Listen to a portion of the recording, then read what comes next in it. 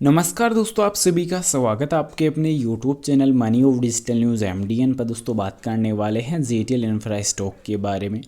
So guys, GTL infra stock में आज फिर से उतार चढ़ाव हमें देखने को मिले हैं, पर क्लोजिंग जो रही है दोस्तों पिछले वाली सेम प्राइस के ऊपर। अब दोस्तों जिस प्रकार हम लास्ट एनालिसिस पर ही बात कर रहे थे कि कंपनी की सेम प्राइस पर जो क्लोजिंग का जो डेटा है वो कहीं ना कहीं सेम डिफरेंस पर देखने को मिल सकता है। आज के सेशन पर भी दोस्तों उतार चढ़ाव देखने को मिले हैं, पर लगातार दोस्तों आने वाले क्यू रिजल्ट्स का अगर प्रॉफिट लॉस की अगर आउटलुक्स अगर चेक करते हैं Q3 रिजल्ट्स को लेकर, तो उस पर भी अपडेट चर्चा करने वाले हैं। पर बाय सेल के लिए कोई रिकमेंडेशन सजेशन नहीं रहेगी।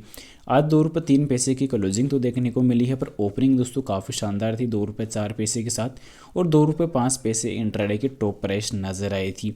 तो ये चीज़ काफ़ी शानदार देखने को मिली। वहीं पिछले 5 मार्केट सेशन की अगर बात करें तो ऑलमोस्ट यहाँ पे 0.4% की गिरावट हमें देखने को मिलेगी, जो एक वीक प्राइस पे देखने को गिरावट मिली है। क्योंकि पहले ही इस स्टॉक में दोस्तों लास्ट एक महीने से उतार चढ़ाव काफ़ी देखने को मिले थे, क्योंकि ₹2.08 से ये स्टॉक कैसे तैसे दोस्तों इस स्टॉक में जो तेज़ी थी वो यहाँ पे देखने को मिली थी। पर यहाँ पे दोस्तों ये तेज़ी देखने को मिली नहीं थी। ये बम्प और डंप का जो खेल था वो यहाँ पे ऑलरेडी देखने को मिल रहा है, क्योंकि यहाँ पे मार्केट में जो हाइक्स हैं वो यहाँ पे देखने को मिल रही है। क्योंकि दोस्तों एक ये देखने को मिल रहा है कि ऑपरेटर्स के गेम की वजह से ये चीज़ें देखने को मिल रही है।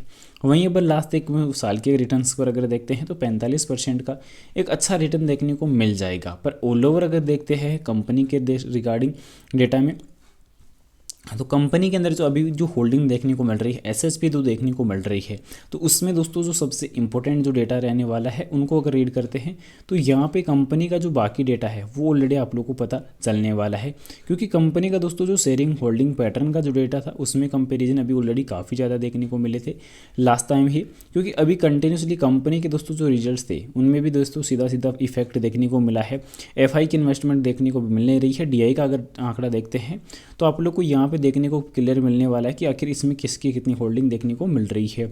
यहाँ पे देखने को मिलेगा इसमें डीआई में कि यूनियन बैंक ऑफ इंडिया की 12.7%, सेंट्रल बैंक ऑफ इंडिया की रहने वाली है 7.32%, बैंक ऑफ बड़ौदा की अगर बात करें तो 5.68%, साथ ही साथ कैनरा बैंक मुंबई की अगर बात करें तो यहाँ पे 4.05%, लाइफ इंश्योरेंस कंपनी LIC की देखते हैं तो 3.33%, वहीं ICICI बैंक की अगर देखते हैं तो 2.34%, और साथ ही साथ इंडियन ऑब्जर्व बैंक की अगर बात करें तो उसका भी दोस्तों 1.56% का आंकड़ा देखने को मिल रहा है। नॉन इंस्टीट्यूशनल में अगर देखते हैं तो यहाँ पे HUF की देखने को मिलने वाली है, HUF की जो 1.40 रहने वाली है। क्लियरिंग मेंबर्स की 0.13%, बाकी शून्य देखने को मिल रहा है। कुछ ज़्यादा जो है गिनी चुनी जो क्वांटिटी रहने वाली है।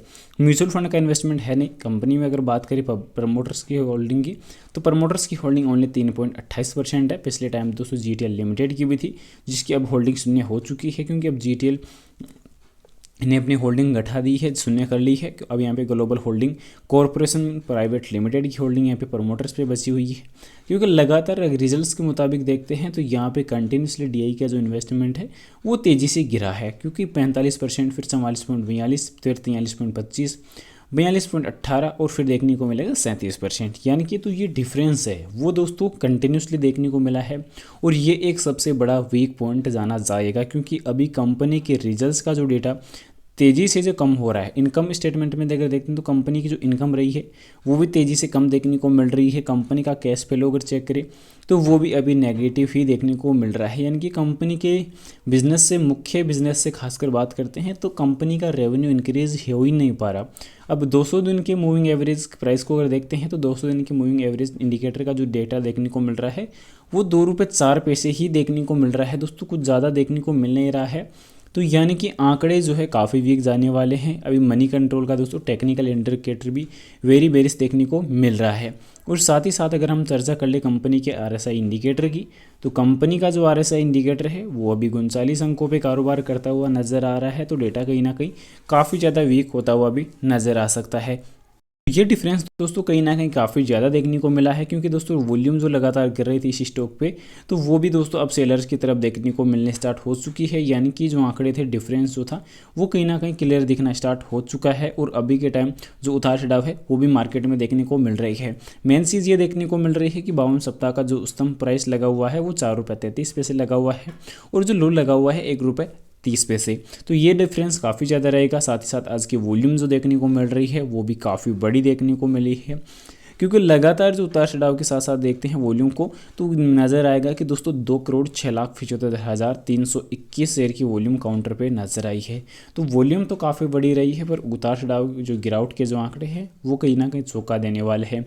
फिलहाल अलर्ट रहेगा, सतर्क रहेगा, क्योंकि आने वाले Q2 रिजल्ट के बाद दोस्तों Q3 का जो डेटा है वो वीकनेस की तरफ जा सकता है, क्योंकि देखने को मिल चुका है कि शेयरिंग होल्डिंग पैटर्न का जो डेटा है वो तेज़ी से कमज़ोर हुआ है। बाय सेल के लिए कोई सजेशन रिकमेंडेशन नहीं रहेगी, जानकारी ओनली एजुकेशन पर्पज़ के लिए रहेगी। इन्वेस्टमेंट करने से पहले अपनी फाइनेंशियल एडवाइजर की सलाह जरूर ले या खुद की पर्सनल डीप रिसर्च जरूर से कर ले। मिलते हैं नेक्स्ट अमेजिंग वीडियो के साथ। जय श्री कृष्ण।